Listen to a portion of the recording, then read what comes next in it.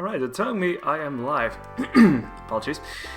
Alright, welcome everybody to this game, Garfield Caught in the Act. My name is Janglestorm. I'm very happy to show this off to all of you at Valuethon. And I hope you've had a good marathon so far and saw some good games. Speaking of good games, this is probably one of the better Garfield games, just throwing it out there. Garfield has not always had that history, but this is definitely not too bad in a certain sense. Alright, without further ado, I need to want to activate some splits here first. I have a bit of an idea where I'm at time-wise, so give me a second here, and I'm gonna be throwing it over to the run in 3, 2, 1, go. Alright, and we're off. To be specific, we're off to TV land because we got here somehow. That's what happens when you watch TV and suddenly you try to fix the TV because it broke down and this creature forms out of spare parts and that zaps you into TV and, you know, stuff happens. That's what happened to Garfield anyway. So now we're here playing through a couple of levels that have a certain theme, like this Dracula themed level. Or in this case, Count Slapia. They have these wordplays on characters, I guess. So yeah, it's a platformer. You collect food like burgers and pizzas, and you have projectiles that you can throw. You have also got a close range attack that you can use. So yeah, it's pretty straightforward in a sense. Hopefully I can set up a glitch here in this second tomb. We have to go through these tombs in order to make progress. Let's see. Okay, no. That's gonna be a tough one to set up because it's pretty tight, but that might save me 5 seconds if I get that right. You see those trees? We have to get past them somehow, and the only way is down below. So, can we ride these elevators up top? Did we see it all in UHF? That's a very good question. I wish I knew. Thanks, so good luck, boys. Yeah, it's gonna be an adventure, and Garfield is gonna get some serious work out here. Just, you know, hitting these bats and these skellies. By the way, this is a pretty tight jump. You wouldn't even think it because the platform looks like it's bigger than it actually is. So, yeah, you have to watch out for that one. But the levels themselves are pretty short, and this is already the first boss. This is Count Slobula, who is throwing bats at us. They can be, on occasion, jerk bats, I guess. And what we have to do is get him in the coffin, then open this blind, so we let the light in. Now, this last part is a bit obtuse in a way, in a certain way, I guess, because you have to sort of visually figure out what to do next, really. The coffin part is sort of understandable, but the part after that might take some time to figure out, but as soon as you get it, it's perfectly logical, you know, because lights, Dracula, etc. I tried to get rid of all these bats here because they can be in the way, but sometimes they just move around me and... Ooh, this one tried really hard to troll me, but ha! I was too fast. Alright, so in between levels we go to these commercial breaks, and apologies for the bitrate kill. You can actually sing a song to this melody. So here we go.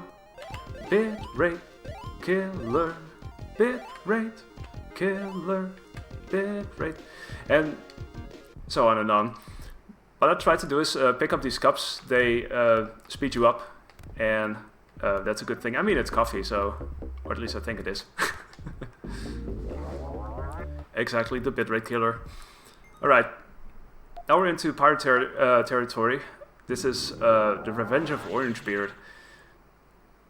We start off on a boat, or rather we start off on a boat and then jump off instantly. Because we try to get these skips done, just going through the water, taking lots of damage here and there, because apparently water is damaging Garfield's health. And here we pick up this coffee cup, which gives us a brief moment of invincibility, so we can make this trip through the water a bit easier. See if I can do this. Seems good. Okay. I had to play it in a specific way, just doing the jumps in a specific, or at specific moments, so I can actually stay alive.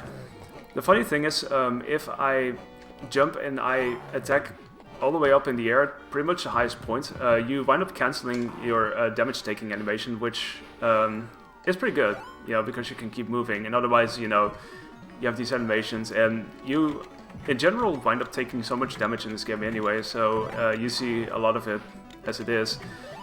Okay, this one is probably the most difficult, so I'm gonna see if I can do it. So, less RNG, or whatever applies. Ooh, not so sure about this one. 4. Gonna count down basically. I might still be able to make it if I... Ah, damn. That was actually really close. I nearly got the third boat skip as well. I usually try for that, but at least we made it to the checkpoint, so it's not too far off, and we could just stay on board here because there's a strong current that we just ride out. So there we go. That's one up. We don't pick those up because they lead to bonus levels. We don't want to play them because, you know, in speedruns, usually doing bonus levels is not like the fastest way to get through the game. So we don't do that. Also, yes, R. It's a pirate themed level after all. You can't go without your R's. Okay, now we're in the jungle. This is also a fun part because we just try to get through here. Especially doing a couple of so-called vine skips here. The first one is not too bad. You gotta... Oh, I totally screwed that up still. But merely because I fell down.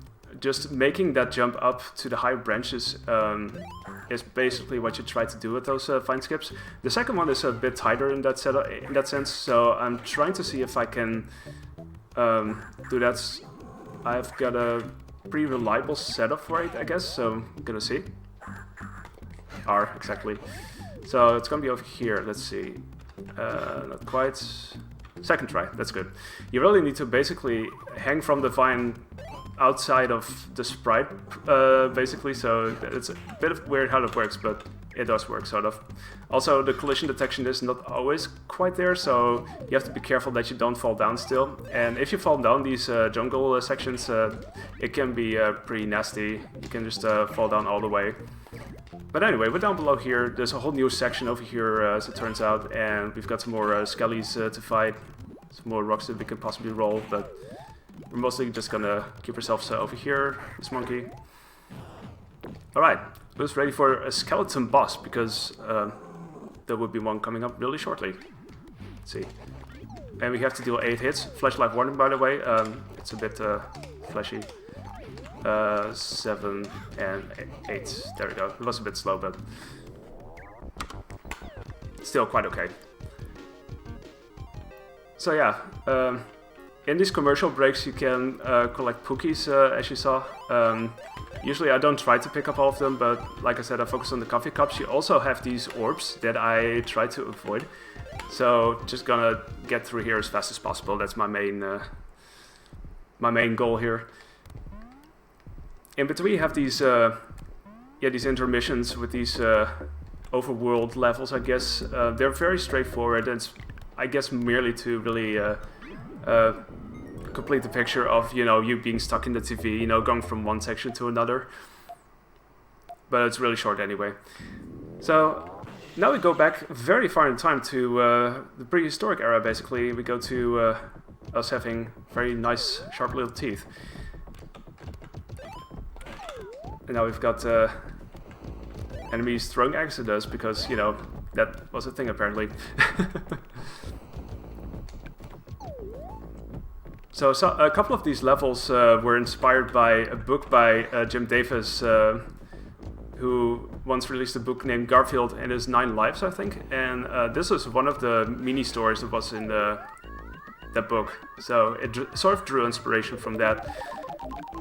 And also the sprites were hand-drawn by Jim Davis also. So you might have wondered, oh, this game is really looking good, how so? But yeah, it's basically got this official touch to it that the maker was directly involved with this, really, and which is really awesome. It really gives it a lot of charm and makes it look really good the way it is.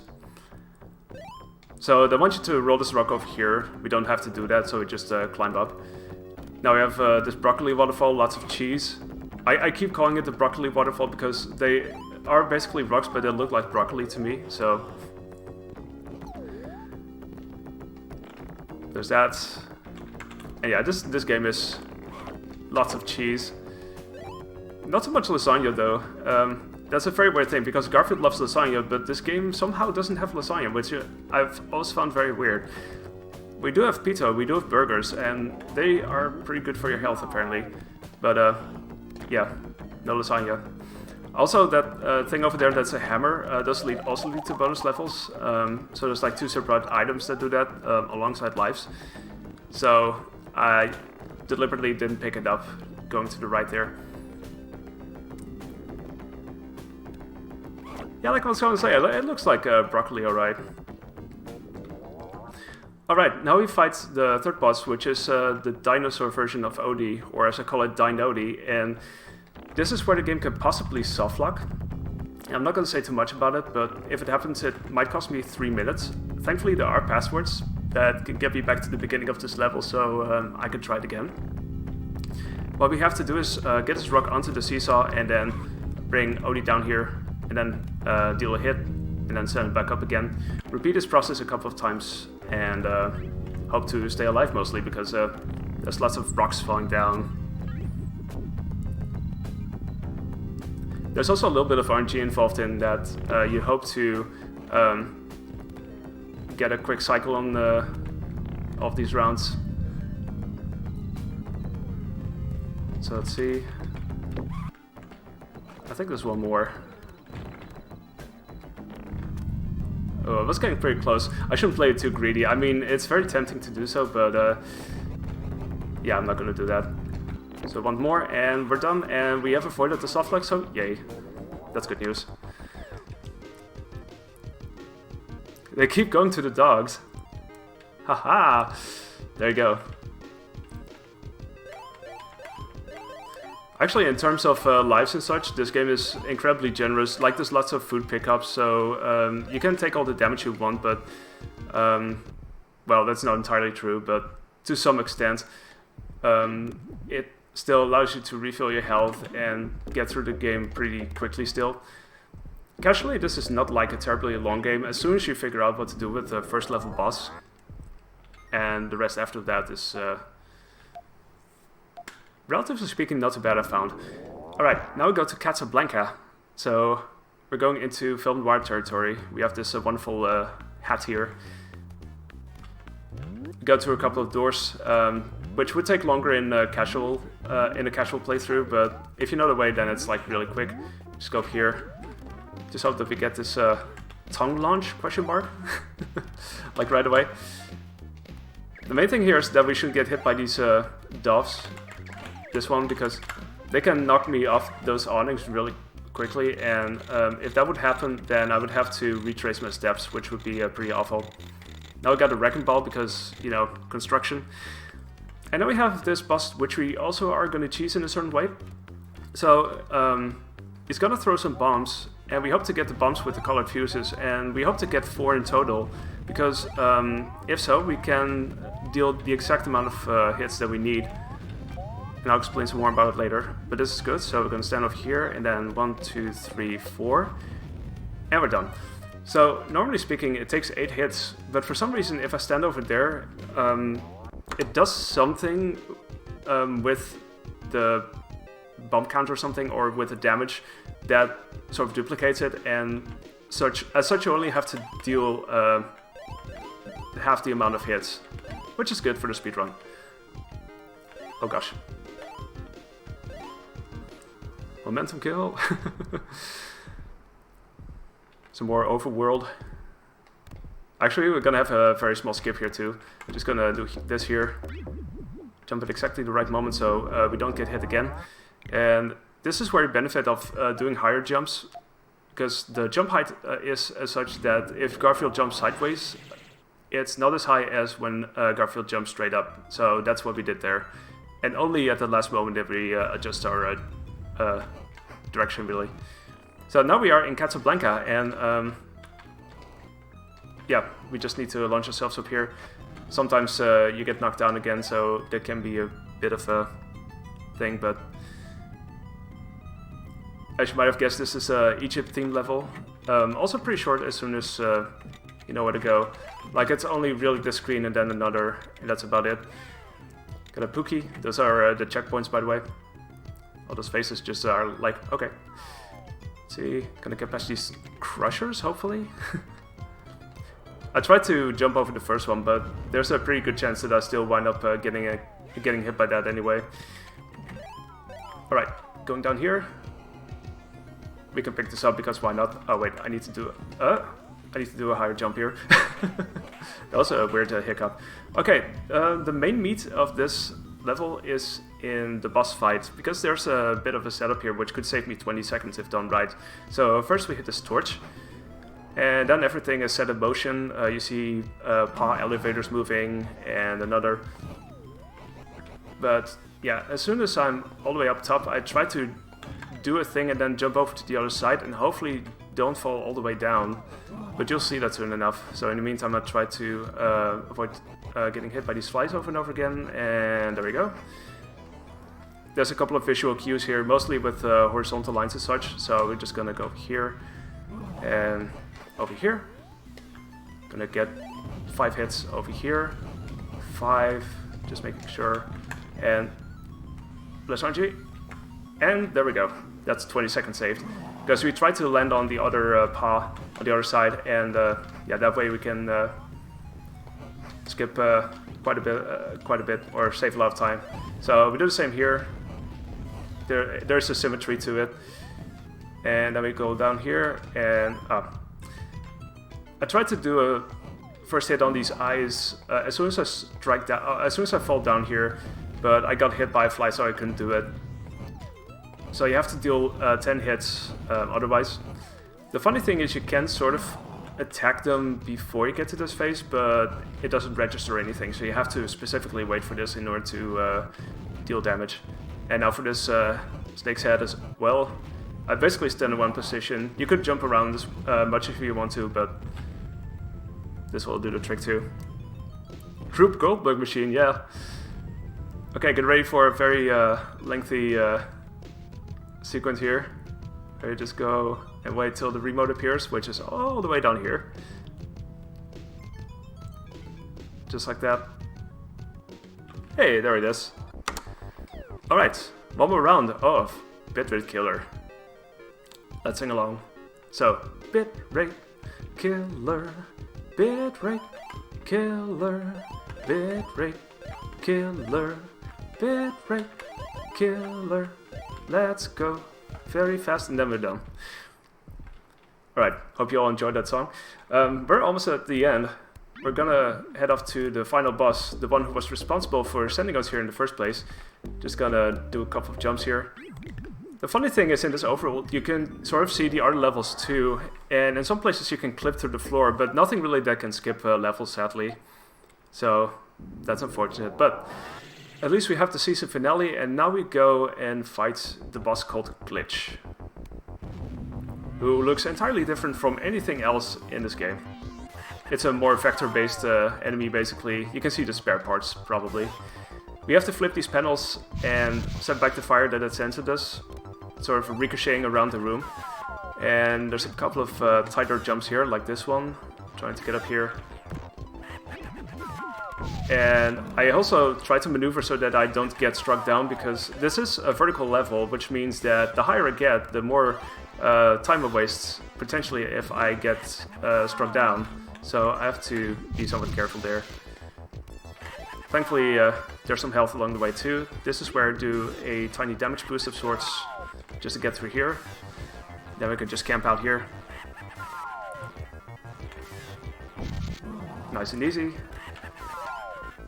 So yeah, it's basically this. I guess you don't have to flip them all, but the time window is big enough that you can actually flip them all, and that way you can send back the fire really quickly, so that's what you just wait for.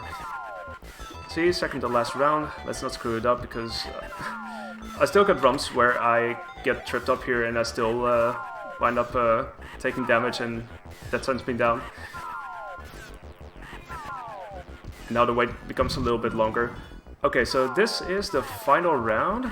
Just have to get ourselves up this platform again, and now we just wait out here. And then we wait until the final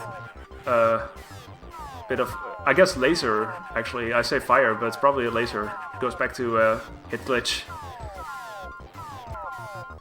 But now that we flipped them all, it's gonna be a matter of time. Haha.